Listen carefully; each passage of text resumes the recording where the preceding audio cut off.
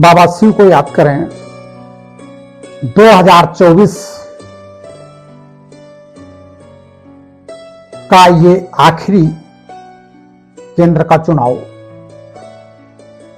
है। इसकी उद्घोषणा हमने क्यों की और पूरे विश्व की हालत क्या है, उस पर हम विशेष विवरण दे रहे हैं। दुनिया में 4 प्रसिद्ध सत्ता है। नंबर 1 सत्ता है राज्य सत्ता, दूसरी है धर्म सत्ता और तीसरी है भक्ति सत्ता और चौथी है प्रजासत्ता। इस कलयुग में सब अंदर से खाली है। इस कलयुग में चारों सत्ताएं अंदर से खाली हैं, बाहर का रूप बना हुआ है। चारों सत्ताएं बाहर के रूप में चल रही हैं, राज्य सत्ता, धर्म सत्ता, भक्ति सत्ता और प्रजा सत्ता, चारों चल रही है, लेकिन अंदर से खोखली हैं। बाहर से सब यथास्थित दिख रही हैं, जैसे दीमक किसी चीज को खा जाता है तो ऊपर से ठीक दिखता है और अंदर कुछ भी नहीं होता है। जिन लोगों के घरों में दीमक लग चुका हो उसका अनुभव कर लें। घर के दरवाजे खत्म हो जाते, ऊपर डेंट पेंट दिखाई देता, अंदर खोखला हो जाता। तो इसी तरह बाहर से सब कुछ दिखता है, अंदर से सब कुछ खत्म हो जाता है। इस तरह से चारों सत्ताएं आज की स्थिति में परिवर्तित हुई हैं। अब वर्तमान में राज्य सत्ता की स्थिति क्या है? इसमें सिर्फ नाम राज्य का है, लेकिन राज्य का नाम है, लेकिन अंदर कैसी स्थिति है? जैसे दीमक खा गया हो। लेकिन अंदर दिन रात एक दूसरे की खींचातानी अर्थात ईर्ष्या द्वेष की अग्नि में राज्य सत्ताएं जल रही हैं। राज्य सत्ता का मतलब यूपी सत्ता नहीं, सारे विश्व की सत्ताएं अंदर से कैसे जल रही हैं? रात दिन खींचतान चल रही है विरोधियों की और ईर्ष्या की अग्नि में सभी राज्य सत्ताएं जल रही, लेकिन ऊपर से राज्य सत्ता सुरक्षित दिखाई दे रही।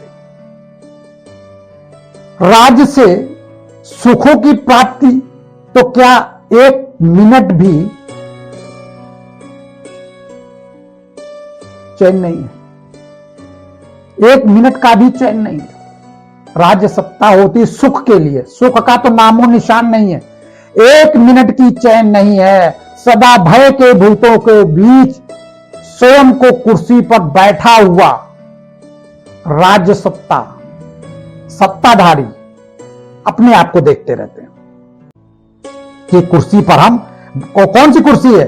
भय और भूतों की कुर्सी में स्वयं को बैठा हुआ देखते हैं। कौन? राज सत्ता के अधिकारी। इसमें कुछ भी गलत हो तो बताइए आप। अब दूसरी आई धर्म सत्ता। धर्म सत्ता की स्थिति आज के युग में कैसी है? धर्म सत्ता में कुछ भी थोड़े बहुत छोटे छोटे नए पत्ते दिखाई दे जाते हैं। धर्म सत्ता के लोग जो हैं, कुछ थोड़े बहुत छोटे छोटे नए पत्ते जो कोपल होते हैं, उस तरह से धर्म सत्ता वाले दिखाई तो देते हैं, लेकिन उन पत्तों को भी बहुत जल्दी अहंकार, स्वाभिमान और सिद्धि को स्वीकार करने की चिड़ियाएं खा रही हैं। अभी भी धर्म सत्ता के लोग हैं, लेकिन कैसे हैं? नए कोपल के पत्तों की तरह हैं। धर्म सत्ता की बात करते हैं, धर्म को स्थापित करने की बात करते हैं, लेकिन उनको क्या खा जाता है? अहंकार खा जाता है कि हम इतने काबिल हो गए, हमारी जय जयकार हो गई, 2-4-10 हजार फॉलोवर हो गए, 10-20 लाख हमें लोग चाहने वाले हो गए। ऐसे स्वाभिमान और अभिमान में फंस जाते हैं, रिद्धि सिद्धि को स्वीकार कर लेते हैं कि हम बड़े रिद्धि सिद्धि वाले हैं, जो बोलते हैं हो जाता, हमारे पास इतना वैभव है, इतने लोग हैं। रिद्धि सिद्धि को स्वीकार करने वाली ये चिड़िया जो है, माया रूपी चिड़िया, रिद्धि सिद्धि स्वाभिमान अभिमान और अहंकार रूपी, उन्हीं को पत्तों को खा जाती हैं, जिससे ये धर्म सत्ता वाले लोग आगे विकसित अपने आप को नहीं कर पाते। नाम तो धर्म का है, नाम तो धर्म का है, होता अति कुकर्म है जब अहंकार, स्वाभिमान और रिद्धि सिद्धि को एक धर्म की कमान संभालने वाले व्यक्ति को माया रूपी चिड़िया जब खाने लगती हैं तो क्या होता है? नाम तो धर्म का होता है लेकिन होता बहुत कुकर्म है, अति कुकर्म। ये आप समझिएगा। अनेक प्रकार के उल्टे नशे में धर्म के होश से बेहोश हो जाते हैं। जब कुकर्म करने लगते हैं तो कैसी स्थिति होती है उनके? जो धर्म स्थापना वाले हैं, धर्म सत्ता वाली बात करने वाले हैं, जो धर्म के योद्धा अपने आप को कहते हैं, अनेक प्रकार के उल्टे नशे और धर्म के होश जो था उसमें ये माया के कारण बेहोश हो जाते हैं, माया की शक्ति लग जाती है। यह धर्म सत्ता की स्थिति है। और क्या होता है साथ में? धर्म सत्ता के साथ और क्या क्या होता है? सोचने वाली बात है।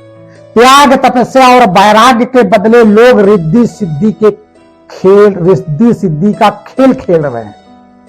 करना चाहिए त्याग, करना चाहिए तपस्या, तो वो न करके रिद्धि सिद्धि का खेल खेल रहे हैं। अपने तमाम जन समूह को इकट्ठा करके और तमाम अपने आप को, व्यक्तित्व को दिखाने की कोशिश करने जबकि चाहिए त्याग तपस्या।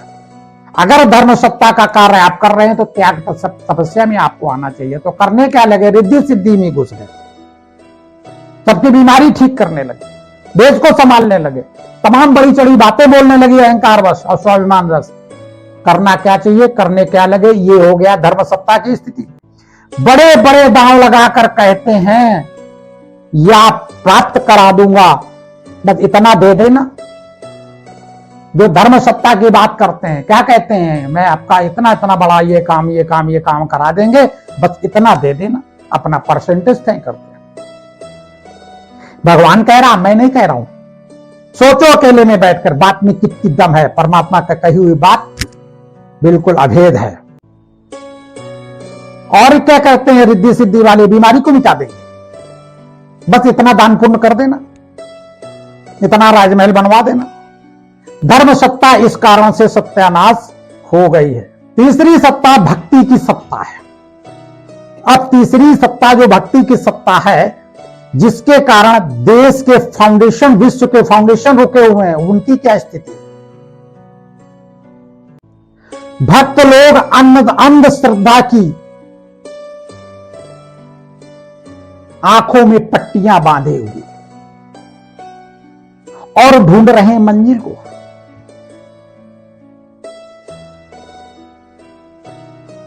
जब पट्टी बंधी है धतराष्ट्र की तरह और ढूंढ रहे हो मंजिल को, जहां से आवाज आई वहीं चल पड़ो। भक्ति की पट्टी बंधी हुई है, जहां से आवाज आई कि हम फलाने यहां दर्शन करने गए, फलाने गुरु के पास गए, ढिमाके के यहां गए और तुरंत वहां चल पड़े और पट्टी बांधे हैं अंधश्रद्धा की। जहां से आवाज आई वहीं चल पड़े, फिर अंदर घबराहट भी होती क्योंकि आंखों पर पट्टी बंधी हुई है। फिर दूसरी तरफ गुड़ियों का खेल खेलते रहते हैं और इतने मस्त हो जाते हैं। गुड़ियों का खेल का मतलब क्या है? दीपावली को गणेश लक्ष्मी लाए, पूजा और जाके पेड़ के नीचे फेंकिया जाके तमाम मूर्तियां, हर पेड़ के नीचे, पीपल के पेड़ नीचे, मंदिरों के अंदर ढेर उड़की फुड़की टूटी फूटी पड़ी। ये गुड़ियों का खेल खेलते खेलते इतने मस्त हो गए कि उनको परम धाम, परम पिता परमात्मा का रास्ता भी अगर कोई बताए तो सुनने के लिए वो तैयार नहीं होते, सच बात स्वीकार करने को तैयार नहीं होते। उनके अंदर सच बात स्वीकार करने की सामर्थ्य नहीं होती। जैसे एक बीमार आदमी को अच्छा पौष्टिक आहार खिला दिया जाए तो अपच हो जाता है, बहुत अच्छा दूध पिला दिया जाए तो उनको दस्त छूट जाते हैं। तो ऐसे ही इतनी उनकी आत्मा पतित हो चुकी, जो सच बात परम पिता परमात्मा की बात, परमधाम की भी बात की जाए तो उनको समझ में नहीं आती, सुनने के लिए तैयार रहते, तैयार नहीं होते, झगड़ा करते, विवाद करते, मुकदमा करते हैं, तमाम सारा झंझट फैलाते, पूरी जिंदगी तबाह रहते हैं। और जब उनको बताओ, अकेले में उनका माइंड वॉश करोगे, बताओ इसका परिणाम, बोले कुछ नहीं। जीवन कैसा दुखी हो गया, बीमारी कितनी हुई, बीमारी के बिना जीवन नहीं रह गया, सारा दिन दवाई खाते हैं, फिर भी तुम योजना क्यों नहीं बंद करते हो? सुनने के लिए सामर्थ्य नहीं, चूंकि आत्मा में इतनी ताकत खत्म हो चुकी है कि गलत काम, झूठ काम, बेईमानी का काम, और न चाहते हुए भी वो काम करते हो, नहीं मानते। मैं ऐसे व्यक्ति का परिचय बता रहा हूं जो भगवान को जानता है, मानता हो, पहचानता है। भगवान ने कहा किसी को मत मारा करो, हम मना करते हैं मत मारो, इसके बाद भी मारते हो। और उदाहरण क्या देते, आपने हमको क्यों मारा?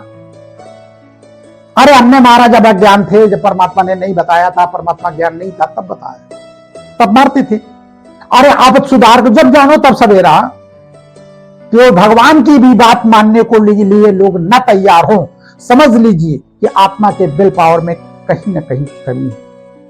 कहीं ना कहीं हम अपने आप को कंट्रोल करते हुए, शर्मिंदा होते हुए भी नहीं कर पा रहे हैं, तो कहीं आत्मा में कमी है, यानी परमात्मा को हम याद नहीं करते हैं। हम सांसारिक चीजों में, वीडियो में और लैपटॉप में, और कहीं ना कहीं सांसारिक विचारधारा में हम घुसे रहते हैं। और जब घुसे रहते हैं तो परमात्मा शक्तियां नहीं ले पाते, तो सच बात भी स्वीकार नहीं हो पाती। सच का बात को स्वीकार करने के लिए हमें बड़ा अपने आप को ताकत इकट्ठा करनी पड़ती है, और कुछ समय के लिए मान जाते हैं फिर भूल जाते। इसका मतलब विल पावर की कमी, इस चीज को स्वीकार करना चाहिए।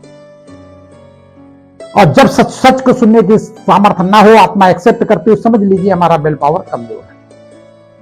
अब आखिरी सत्ता बची जो विश्व को चला रही थी, प्रजा की सत्ता। अब प्रजा की सत्ता का क्या हाल हुए?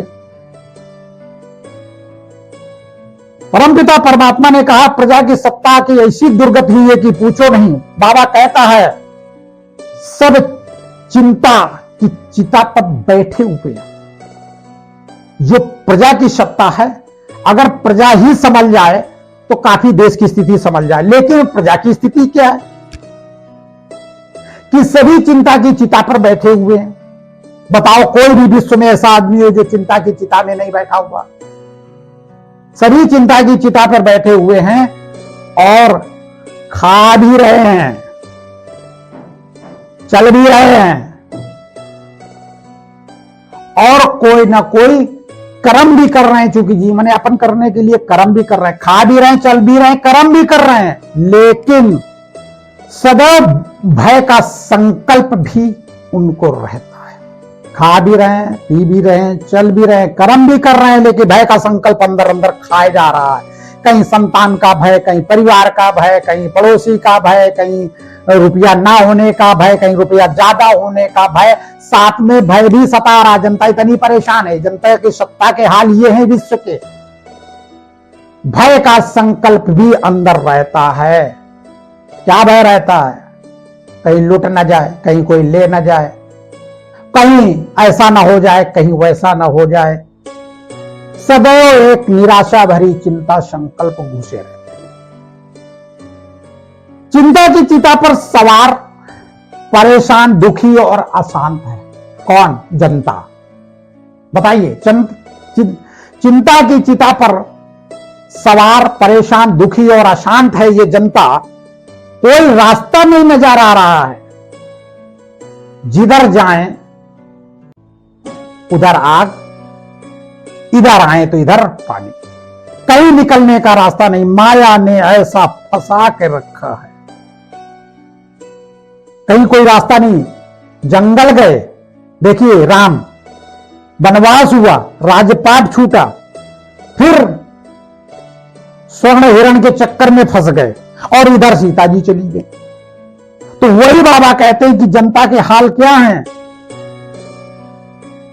कुछ रास्ता नहीं नजर आ रहा है, इधर आग उधर पानी, चारों तरफ से हाथ खाली, दौड़ चारों तरफ रहे, थक चारों तरफ रहे, हैरान परेशान चारों तरफ से। कभी राज्य सत्ता के द्वारा पकड़े जाने का डर है जनता को, कभी राज्य सत्ता के द्वारा पकड़े जाने का डर है, कभी प्रकृति की आपदाओं का डर है। भूकंप आ रहे हैं। ऐसे चारों ओर की टेंशन के बीच में प्रजा फंसी हुई है, सत्ता घबराई हुई है, प्रजा की सत्ता घबराई हुई। अगर प्रजा भी संभाले विश्व को तो कैसे संभाले, उसकी भी ये स्थिति। अब इन चारों सत्ताओं का समाधान क्या है? परमपिता परमात्मा ने बताया है, मैं जगत पिता हूं, परम पिता हूं, विश्व का पिता हूं, जगत एक, पिता एक, सृष्टि मेरी। तुम लोगों ने चारों सत्ताओं को सत्यानाश कर दिया है। परमात्मा बता रहा, जो असली वास्तविक कर्तव्य थे आप लोग भूल गए। वो फाउंडेशन सड़ चुका है, उसमें दम नहीं रही है।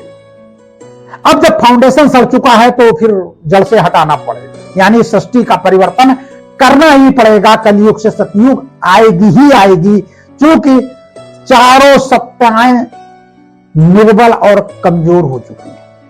अब ये सृष्टि चले तो कैसे चले? पुराना वृक्ष जो सृष्टि का है सत्यानाश हो चुका है, सड़ चुका है। अब आप बच्चे हमारी मदद करो। अब यहां पर शुरू होता है परमात्मा की सेवा करना, परमात्मा का कार्य करना, परमात्मा के निमित्त बनना, परमात्मा के सहयोगी बनना। परमात्मा के बच्चे हो तो परमात्मा का साथ देना। अब यहां पर परमपिता परमात्मा को आप बच्चों की जरूरत पड़ती। जैसे राम ने सेतु बंध रामेश्वरम की स्थापना करने के लिए बानरों की सेना का सहयोग लिया था, उसी प्रकार से आज परमपिता परमात्मा इन संसार रूपी बानर जो पांचों विकारों से उससे भरपूर है, उनका साथ मांग रहा है कि तुम सब पांचों विकारों से भरपूर हो, बानर हो, उपद्रवी हो, लेकिन फिर भी तुम्हारी हमें जरूरत है। बाप को बच्चों की जरूरत पड़ती है कब? जब बहुत बड़ा आयोजन तैयार करता है, जब एक मकान बनाता है, जब बच्चों की बहुत बड़ी व्यवस्था करता है, तो बच्चों का भी सहयोग लेता है कि एक एक ईंट तुम बच्चे भी पकड़ाओ तो जल्दी से भवन खड़ा हो जाए। तो सृष्टि के परिवर्तन में आज परमपिता परमात्मा हम बच्चों का सहयोग मांग रहा है। सेतु बंध रामेश्वरम यानी कलयुग से सतयुग जाने वाला जो पुल तैयार हो रहा है, उसमें परमपिता परमात्मा हम भिखारी बच्चों, हम बानर बच्चों का सहयोग मांग रहा। बाबा कहते तुम बच्चे अब अपने चाल चलन व्यवहार और कर्म को ठीक करो। अब कोई भी रास्ता नहीं, चारों सत्ताएं सड़ चुकी हैं, सृष्टि का फाउंडेशन सड़ चुका है। अब आप लोग पांचों विकारों से विरक्त होकर मुझ परमात्मा को याद करिए और अपनी योग शक्ति से अपने सभी पापों को नष्ट करिए। जब पाप नष्ट होंगे और आप विकारों से विमुक्त होंगे, तब तुम्ही बच्चे सतयुग दुनिया में देवी देवता जाकर बनोगे जाके, क्योंकि जो बोगे वही काटोगे। तो परमात्मा कहता है अब सतयुग दुनिया का निर्माण होना है, अब हमें अच्छी सृष्टि की स्थापना करनी है। आप बच्चों का सहयोग चाहिए, क्योंकि सतयुग दुनिया में तुम ही बच्चे सतयुग दुनिया का भोग करोगे। परमपिता परमात्मा किसी भी सत्ता का भोग नहीं करता, जन्म मरण से न्यारे है तो सत्ता का भोग भी नहीं करता। परमपिता परमात्मा निराकार है और निराकार कभी भी किसी शासन सत्ता का भोगी नहीं हो सकता। वो तो बिनु पग चले सुने बिन को आना, करे बिन कर्म करे भी दिनाना, इस तरह के विविध प्रकार के कार्यों को करता रहता है। तो आज परमपिता परमात्मा हम बच्चों से कह रहा है कि बच्चे उठो, खड़े हो, पांचों विकारों से विरक्त हो और मुझे योग अग्नि से मेरे पापों को, जो तुम लोगों ने अपने पाप किए उसको नष्ट करो, मेरे ऊर्जा को आप ग्रहण को, सतयुग दुनिया के चलने के लायक बनो और देवी देवता के रूप में तैयार हो।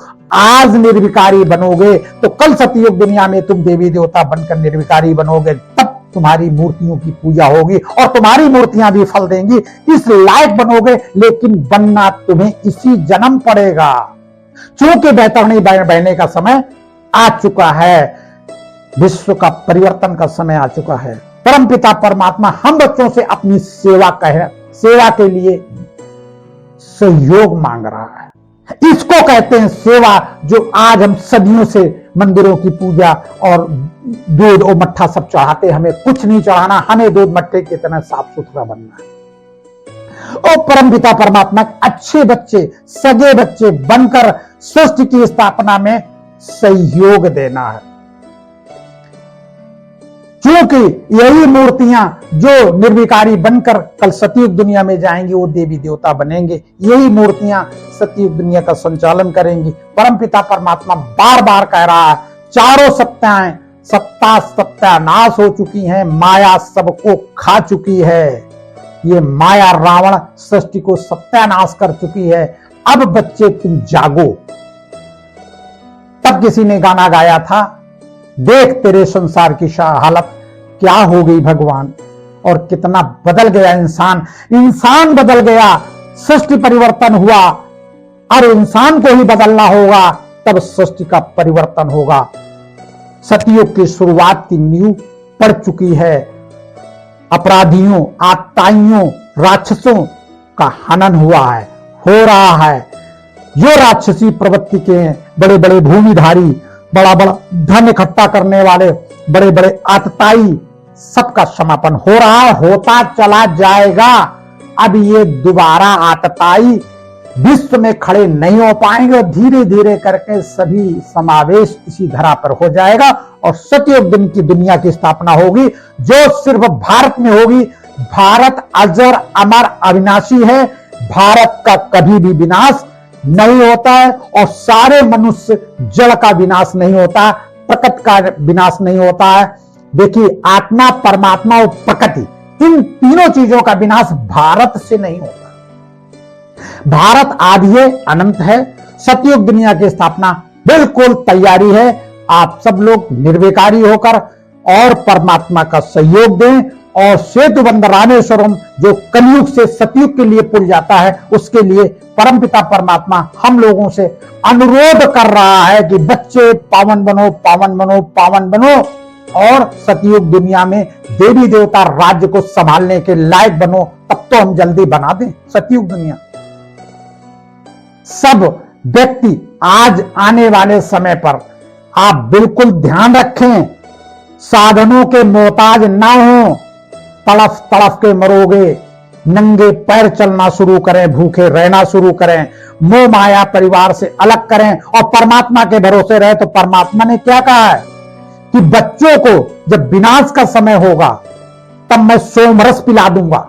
शास्त्रों में सोमरस का उपयोग, शब्दों का प्रयोग है। सोमरस आज तक विश्व में किसी ने देखा और सुना समझा नहीं होगा, सिर्फ किताबों में पढ़ा है।